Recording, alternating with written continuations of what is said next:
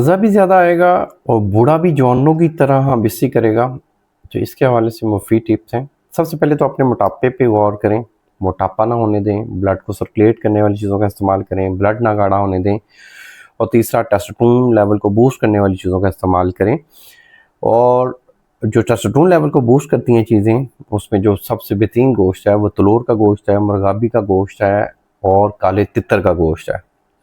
ये अगर आप महीने में 5 से 6 बार गोश्त खाते हैं, इनमें से किसी भी जानवर का आप गोश्त खा लेते हैं, किसी परिंदे का, तो इंशाल्लाह आपको किसी डॉक्टर या हकीम के पास जाने की ज़रूरत नहीं पड़ेगी।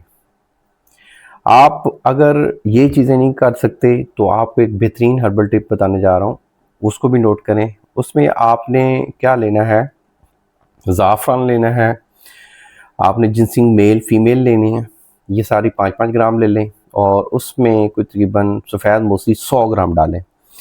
तो ये वाला नुस्खा कोई तकरीबन आपका कोई 15-20 हज़ार रुपये का बनेगा।